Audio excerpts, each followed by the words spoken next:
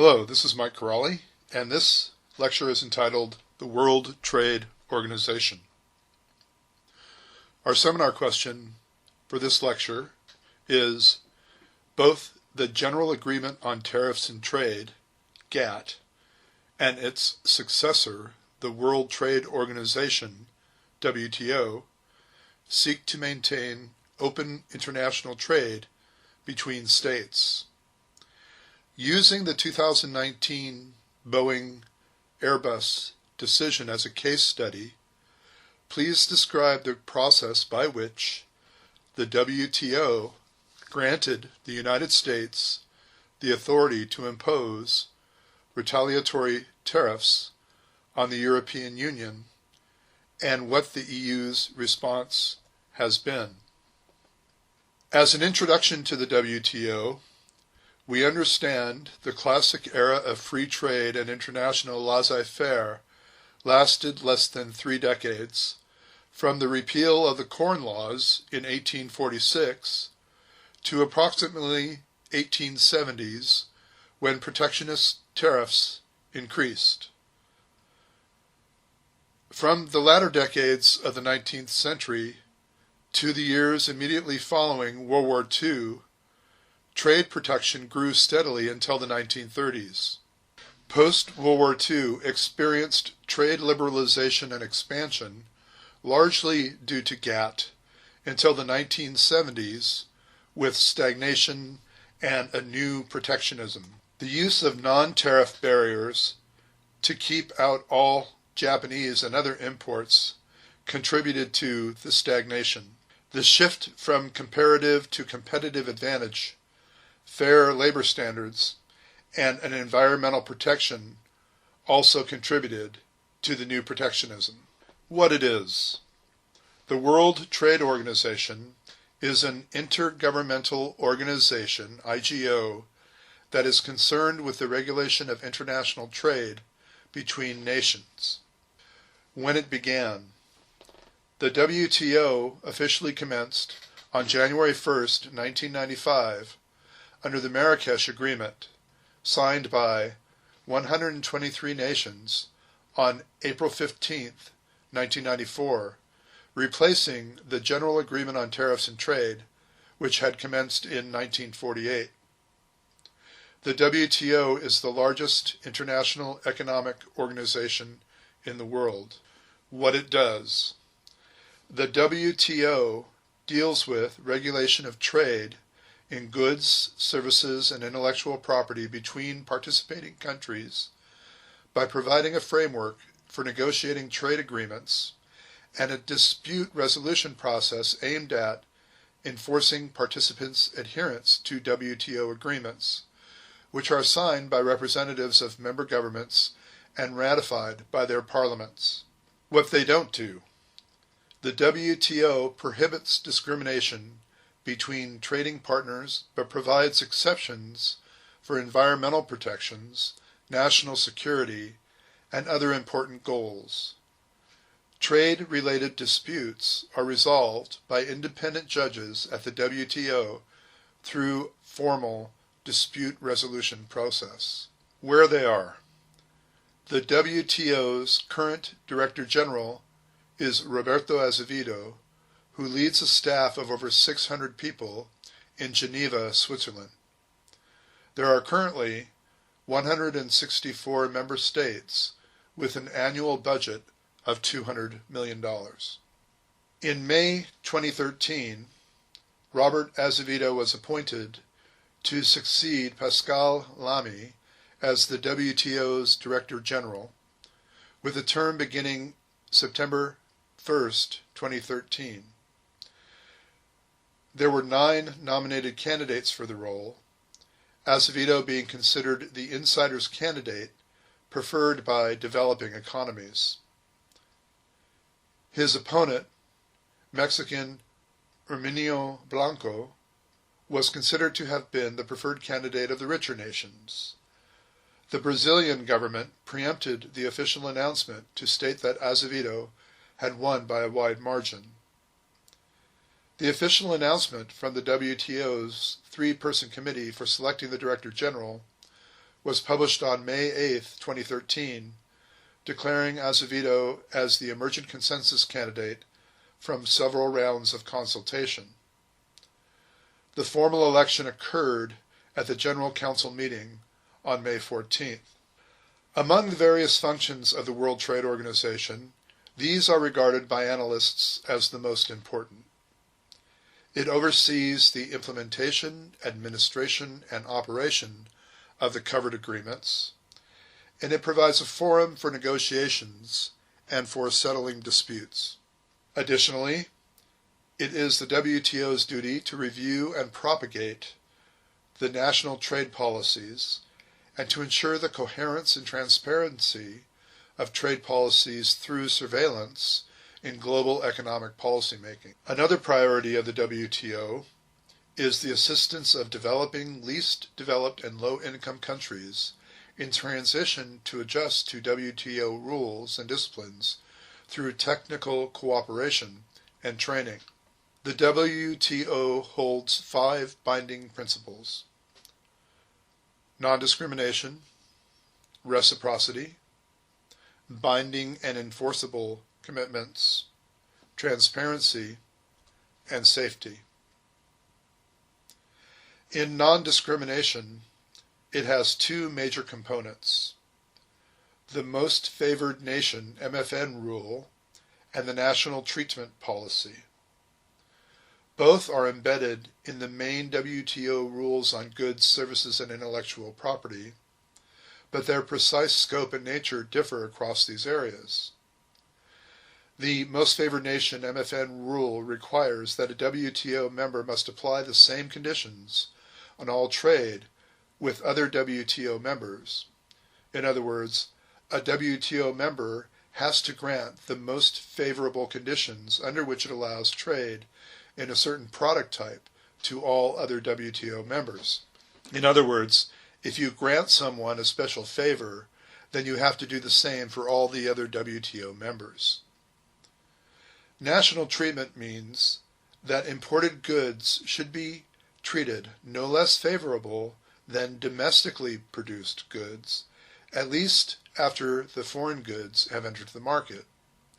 And it was introduced to tackle non-tariff barriers to trade, such as technical standards, security standards, etc., discriminating against imported goods through non-tariff means. Another binding principle is reciprocity. It reflects both a desire to limit the scope of free riding that may arise because of the MFN rule and a desire to obtain better access to foreign markets. A related point is that for a nation to negotiate, it is necessary that the gain from doing so be greater than the gain available from unilateral liberalization. In other words, reciprocal concessions intended to ensure that such gains will materialize. Another principle is binding and enforceable commitments. The tariff commitments made by WTO members in a multilateral trade negotiation and on accession are enumerated in a schedule or a list of concessions. These schedules establish ceiling bindings. A country can change its bindings, but only after negotiating with its trading partners, which could mean compensating them for the loss of trade. If satisfaction is not obtained, the complaining country may invoke the WTO dispute settlement process. Another binding principle is transparency.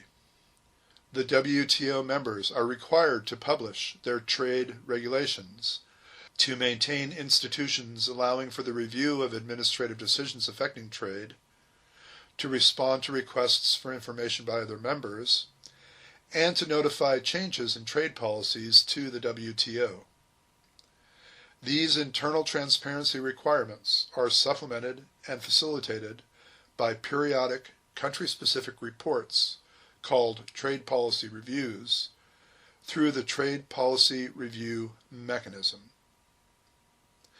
The WTO system tries also to improve predictability and stability, discouraging the use of quotas and other measures used to set limits on quantities of imports. The final guiding principle is safety. In specific circumstances, governments are able to restrict trade.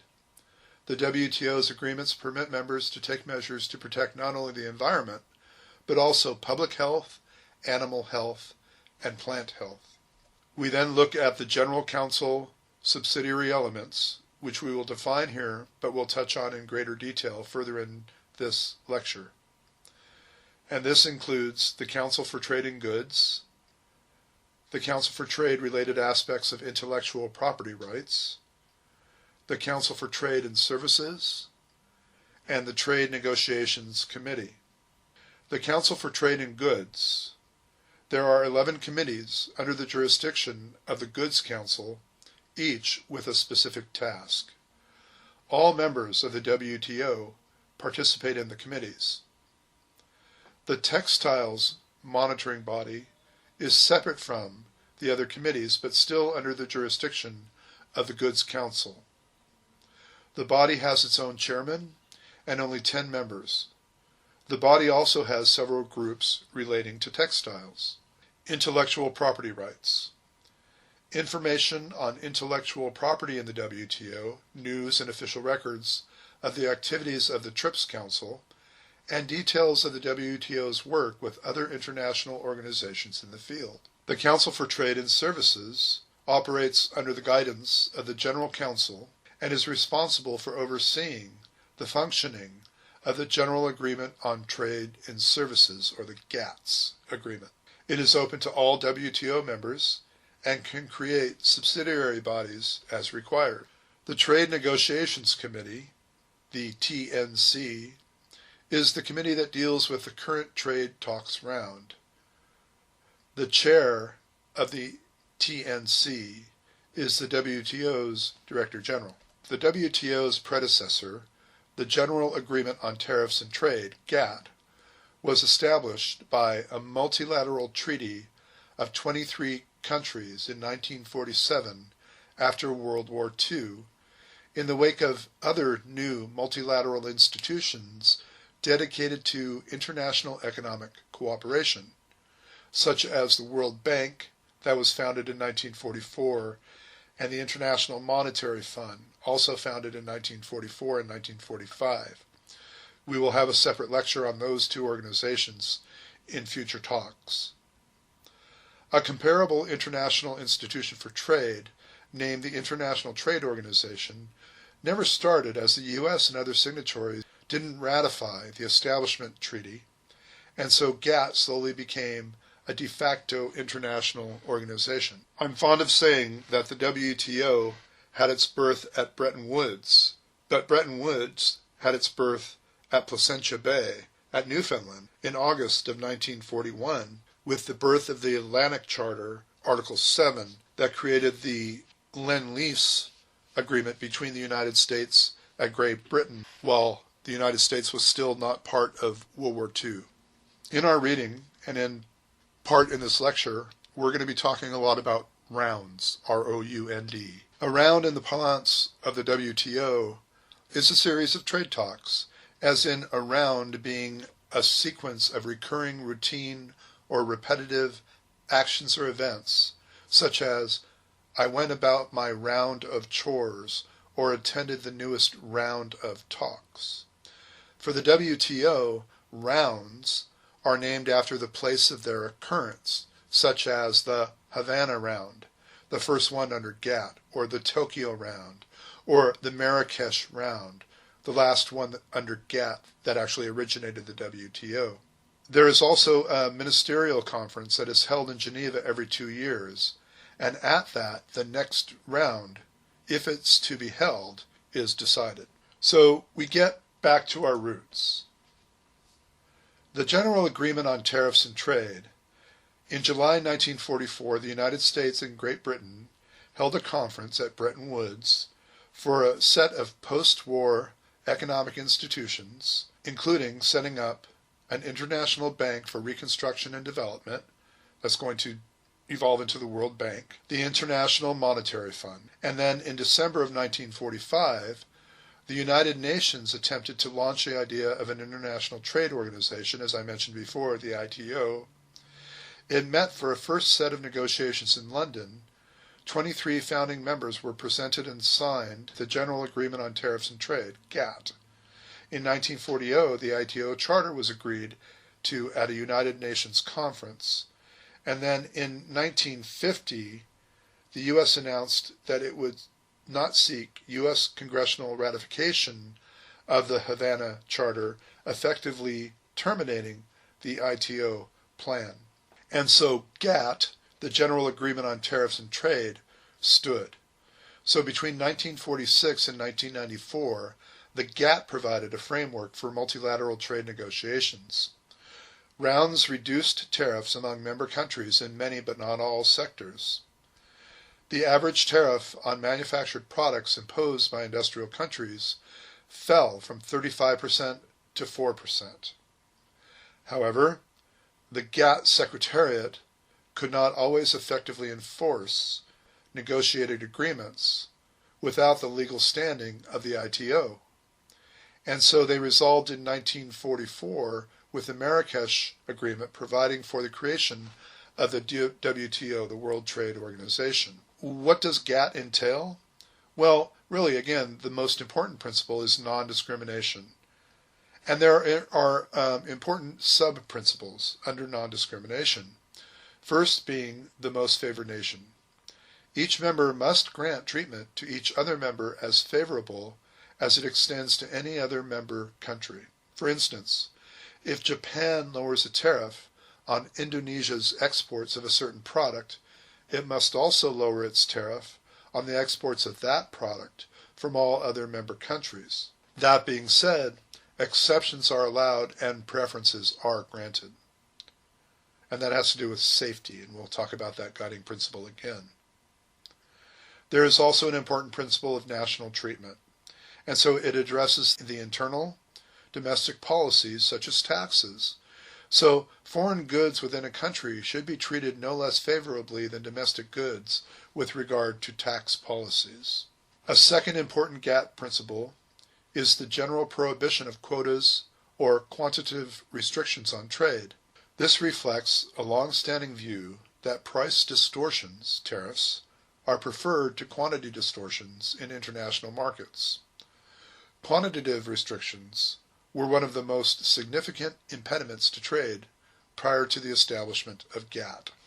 And again, however, exceptions are allowed. Some GATT exceptions include agricultural products, which are applied when certain domestic programs were in place, and they were granted to address U.S. agricultural programs and used for decades to reduce U.S. imports of sugar, dairy products, and peanuts. In addition, the United States insisted export subsidies be allowed for agriculture, which are generally prohibited by GATT. Now, the European Union became the most vociferous supporter of the exemptions in the 1980s and the 1990s, as they also sought exemptions. With agriculture being the first of the exemption, the second would be for textiles and clothing. In 1961, a U.S.-initiated conference of major textile traders was convened. It developed the short-term arrangement regarding international trade in cotton textiles, and so it withdrew cotton textile trade from the MFN system for a period of 1 year. Then, in October of 1962, the long-term arrangement regarding international trade in cotton textiles replaced the STA, or the short-term arrangement. It allowed importers to curb imports in cases of market disruption via bilateral or unilateral action. And so in 1972, a GATT fact-finding study on world textile trade was completed, resulting in the arrangement regarding international trade in textiles, or the multi-fiber arrangement. This allowed for general multilateral framework for managing textile and clothing trade. Unsurprisingly, there are strong reactions to these GATT exemptions. Exceptions generated negative feelings on the part of developing countries. Agriculture, textiles, and clothing are products countries first turn to in their trade and development process because developing countries rely on agriculture, textiles, and clothing as the basis for their domestic production. Developing countries then wondered how they could have a fair chance to participate in the trade and development process when the United States and the EU were given such exemptions in agriculture, textiles, and clothing. Tariffs are bound at an agreed-upon level, often above applied levels. In other words, levels may not be increased in the future, applied rates below bound rates must be increased, and there is a general purpose of the binding principle, which is to introduce a degree of predictability into the world trading system. GATT introduced stipulations with regard to subsidies, countervailing duties, and anti-dumping duties. The use of subsidies is not supposed to harm trading interests of other members. If subsidies cause material injury or a threat thereof to the domestic industry of another country, that country can apply countervailing duties or tariffs on its imports of product from the subsidizing country. Now, this leaves room for different interpretations and results in a controversy, especially about dumped goods or dumping. Dumped goods are defined as exports sold at a price below those charged by the exporter in its domestic market. It's allowed for anti-dumping duties and tariffs to be imposed under certain circumstances. So again, the WTO, the initial Bretton Woods vision of an international trade organization, ended in 1950. In 1990, Canada proposed a multilateral trade organization, the MTO, to address weaknesses in the GATT Secretariat. In 1991, the Director General of GATT, Arthur Dunkel, released a draft agreement for the Uruguay round that became known as the Dunkett Text, and this included a draft charter of the MTO, or Multilateral Trade Organization. By the end of 1993, the text of the Uruguay round contained a final charter for the World Trade Organization, the WTO. And so the Marrakesh Agreement is actually Marrakesh Agreement establishing the World Trade Organization.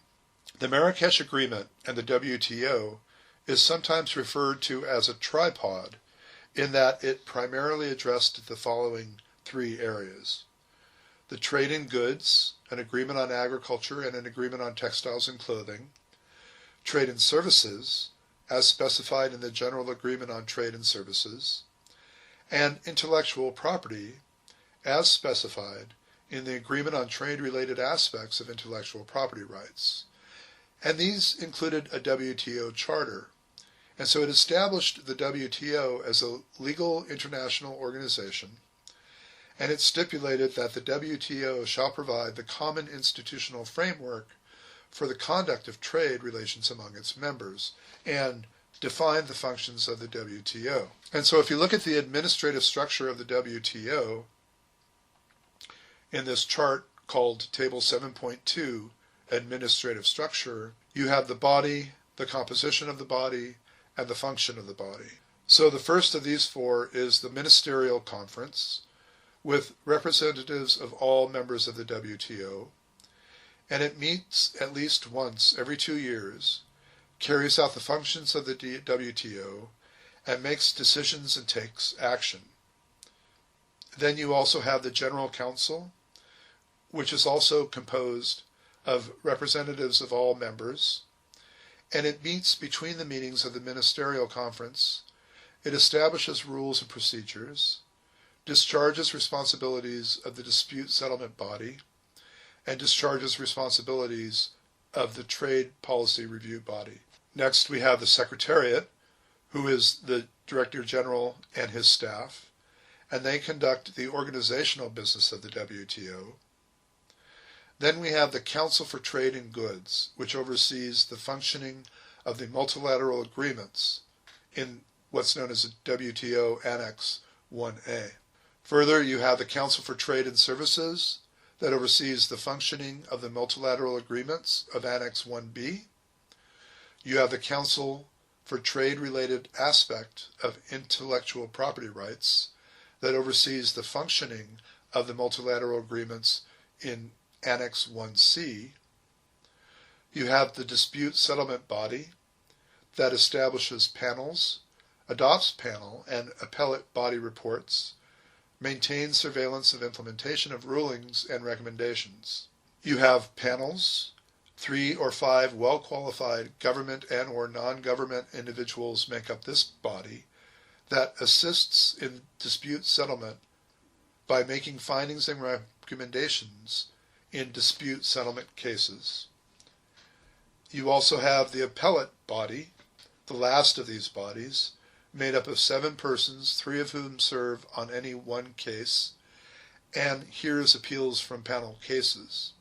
Now, as we get to the pros and cons and the criticisms of the WTO, going back to the General Council, where they meet between the meetings of the Ministerial Conference to establish rules and policies, in a pragmatic, real world, the poorer countries, the developing countries, often can't maintain their legation, their representatives, between the big 2 ministerial conferences. It takes a lot of money to maintain a legate and their staff. And so oftentimes the poorer countries, the developing countries, are underrepresented at the General Council, where a lot of the rules and procedures are made. And so this benefits the larger, wealthier, industrialized nations and disbenefits the poorer developing countries. We remember trade in goods, which is an agreement on agriculture, which addresses 3 outstanding issues concerning the international trade in agricultural goods specifically. First is market access, and it replaced a quota-based system under GATT with a system of bound tariffs and tariff reduction commitments. It's known as tariffication and represents a significant change of regime. There are also non-tariff measures, quotas, which are now prohibited. It also includes domestic support. Again, the distinction is made between domestic policy and international policy. There are green box measures, which are exempt from any reduction commitments, and amber box measures, which are not exempt. We'll come back and talk about green box and amber box exemptions. It also addresses export subsidies. Use has not been eliminated of export subsidies, but is limited to specific situations. We remember that the agreement on agriculture, it's best viewed as a change in rules, not as a significant program for the liberalization of trade in agricultural products. There is the hope that further liberalization of tariffed quotas will take place in the current Doha round of trade negotiations. And with the agreement on textiles and clothing, it requires countries to reintegrate textile and clothing sectors back into the GATT framework.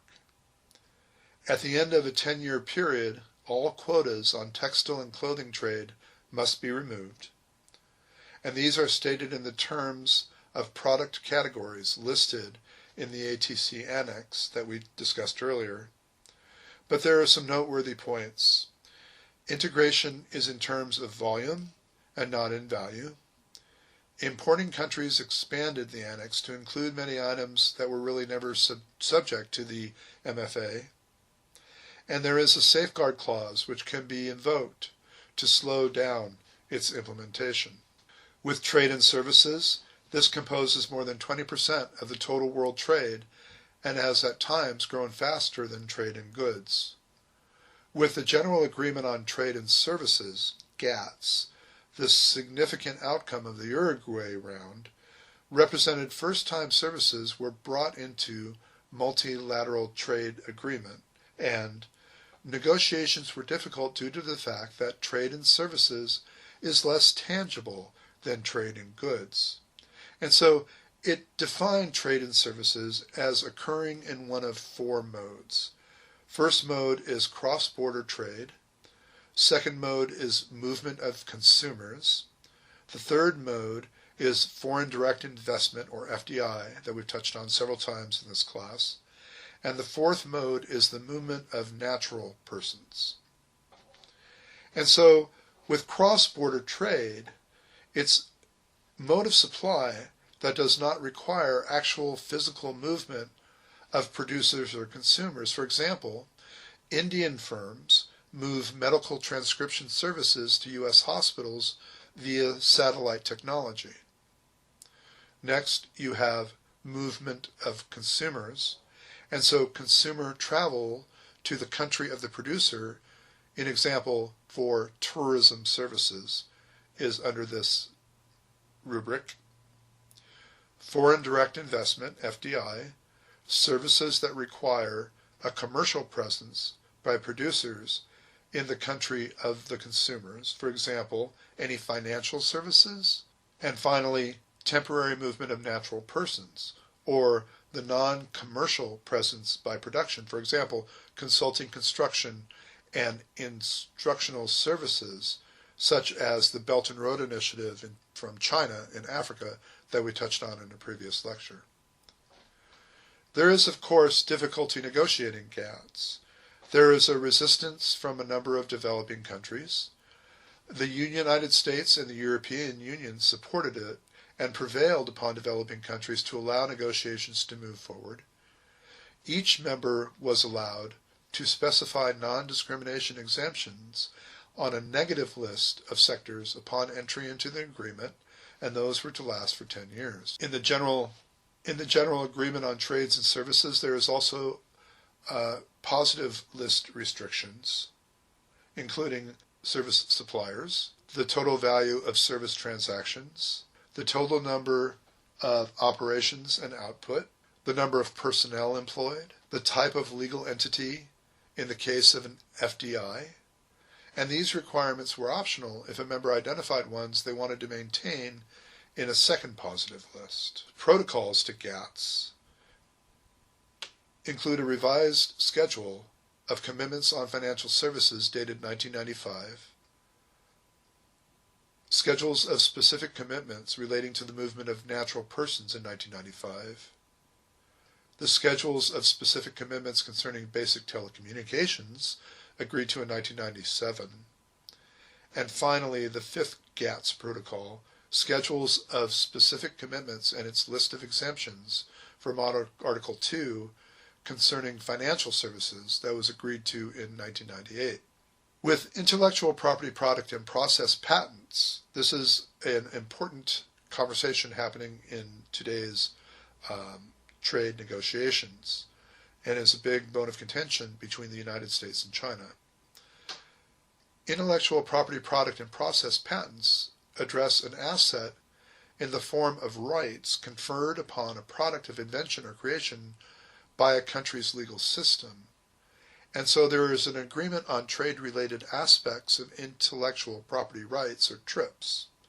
Now, remembering that China came into the WTO in 2000 then, and notwithstanding the exemptions and the restrictions, both positive and negative, that last 10 years, China is held to these conventions as well. Again, it was the most contentious aspect of the Marrakesh Agreement, and it defined intellectual property as belonging to one of 6 categories: copyrights, trademarks, geographical indications, industrial designs, patents, layout designs of integrated circuits, and applied the principle of non-discrimination then to intellectual property. So going into it a little more fully then, the TRIPS agreement sets out the obligations for its members. Again, for copyrights, members must comply with the 1971 Berne Convention on Copyrights that established an international agreement on how to acknowledge, address, and respect copyrights. And so the members must comply with that separate agreement. With trademarks, goods and services are to be protected for a term of no less than 7 years. Provisions for the registration of trademarks must be made and are renewable indefinitely. With geographical indications, members must provide legal means to prevent false use of geographical indications. With industrial design, members must protect independently created industrial designs that are new or original. With patents, exemptions exist and include the protection of public order, human, animal, and plant life in a domestic market. And layout designs of integrated circuits include the distribution of protected layout designs being forbidden. With the TRIPS agreement, we understand that citizens and firms in developed countries own most of the world's intellectual property.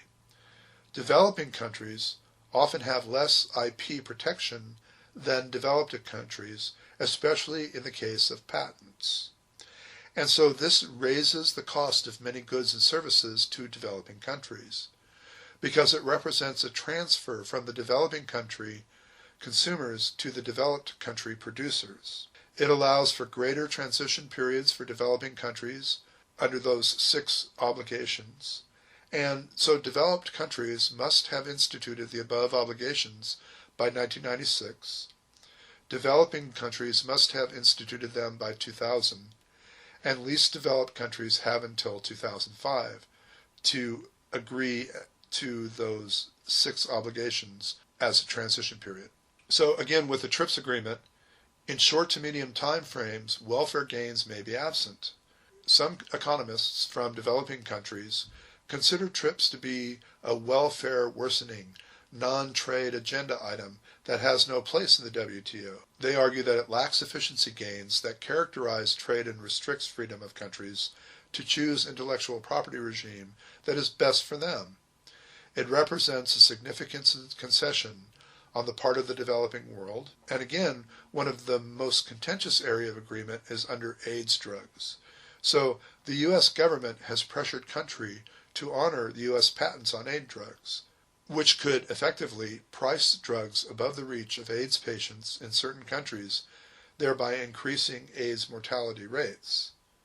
And so, at a meeting in 2001, offered flexibility with regard to public health.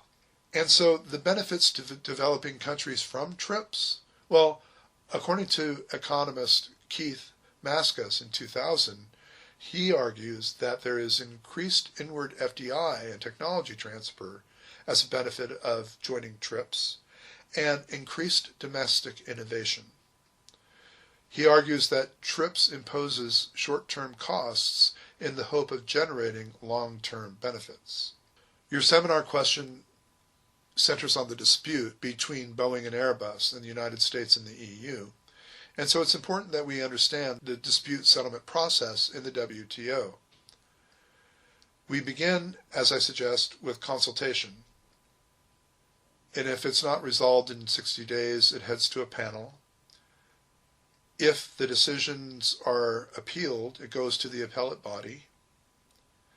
And if the member is found to be inconsistent with the agreement by virtue of the appellate body, the disputed measure is brought into conformity. So again, if the consultation process fails to settle a dispute within 60 days, the complaining member may request the establishment of a panel. Remember, a panel is composed of 3 or 5 well-qualified governmental or non-governmental individuals. Its function is to assist the dispute settlement process, and it consults the parties involved and provides the dispute settlement process with a written report of its findings. The Dispute Settlement Board has 60 days to adopt the report by consensus, unless a party to the dispute decides to appeal. So the appeal of a panel report is referred to an appellate body. It reviews the appeal and submits its report to the Dispute Settlement Board, and any Dispute Settlement Board member can effectively insist on the adoption of the appellate body report. So the dispute settlement procedure applies to all aspects of the Marrakesh Agreement, or the WTO. It improves the procedures of the old GATT and makes a significant contribution to the conduct of international trade. The effectiveness of the procedures depends on the member's commitment to it. A country has the option of ignoring the outcome of a dispute settlement process. So the complaining member has a right to impose retaliatory tariffs on a volume of imports from the other country determined by the DSB. And this is exactly what happened in the Airbus-Boeing conflict. Now, when we're looking at the environment and GATT, or the WTO, in 1991, the GATT reactivated a working group on environmental measures and international trade called EMIT. GATT Dispute Resolution Panel issued its controversial opinion in the now famous tuna dolphin case. It ruled against U.S. law barring imports of Mexican tuna that involved dolphin unsafe fishing practices. It was argued that the import ban violated the general prohibition against quotas, and the United States had not attempted to negotiate cooperative agreements on a dolphin-safe tuna fishing program. The U.S. environmental community reacted strongly against the GATT panel ruling, casting the GATT as anti-environmentalist. The trade environment issue has loomed large over the WTO ever since. The Environmental Measures and Intellectual Trade, EMIT, was replaced by the Committee on Trade and the Environment. Most developing country members of WTO have taken a dim view of the work of the CTE, the Committee on Trade and the Environment. They fear the possibility of further protection against their exports on environmental grounds, what they term green protection. They often view environmental matters as non-trade issues that have no place in the trade policy agenda of the WTO. Many trade economists support the developing country view that the environmental issues represent an intrusion into WTO trade agenda. They suggest the environmental agenda could result in an inappropriate one-size-fits-all approach to environmental policies across WTO members. In 1999, WTO formally took up trade and environmental issue. Its report argued that increased trade can have both positive and negative impacts on the environment. It emphasizes trade-driven growth cannot always be counted upon to deliver improvements in environmental quality through increased incomes. Consequently, these higher incomes must be translated into higher environmental quality through the mechanism of international cooperation. It also emphasized that governmental subsidies to polluting and resource-depleting sectors such as agriculture, fishing, and energy can actually exacerbate the environmental consequences of trade. To recap, the WTO is a body designed to promote free trade through organizing trade negotiations and acts as an independent arbiter in settling trade disputes. To some extent, the WTO has been successful in promoting greater free trade. The principles of the WTO are non-discrimination, reciprocity, binding and enforceable commitments, transparency, and sanctions, some restrictions on trade. So it promotes free trade through the gradual reduction of tariffs. It provides a legal framework for the negotiation of trade disputes. This aims to provide greater stability and predictability in trade. In seeking trade without discrimination, it avoids preferential trade agreements. The WTO is not a completely free trade body. It allows tariffs and trade restrictions under certain conditions, for example, protection against dumping, as suggested before, of cheap surplus goods. The WTO is committed to protecting fair competition. There are rules on subsidies and dumping. The WTO is committed to economic development. For example, recent rounds have put pressure to accelerate restrictions on imports from the least developing countries. So, there are several advantages of promoting free trade, obviously. There are lower prices for consumers because it removes tariffs, enabling cheaper imports so that you and I spend less for the goods that we're buying. It could be argued that free trade encourages greater competitiveness. Classic liberalism, Adam Smith, Wealth of Nations, through free trade, firms face a higher incentive to cut costs. For example, a domestic monopoly may now face competition from foreign firms. There is the law of comparative advantage, and this is also Adam Smith's ideal. Specifically, he was talking about wool in England and wine in Portugal. And this states that free trade will enable an increase in economic welfare. This is because countries can specialize in producing goods that they have a lower opportunity cost of creating.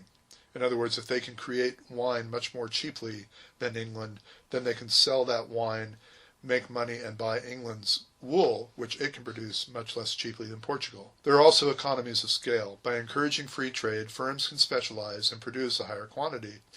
This enables more economies of scale. This is important for industries with high fixed costs, such as car and airplane manufacture. In new trade theory, it is this specialization and the exploitation of economies of scale that is most important factor in improving economic welfare. In the success of the WTO, they have had some modicum of success. And so to what extent has the WTO been able to promote free trade? Well, the WTO has over 160 members representing 98% of world trade. Over 20 countries are seeking to join the WTO.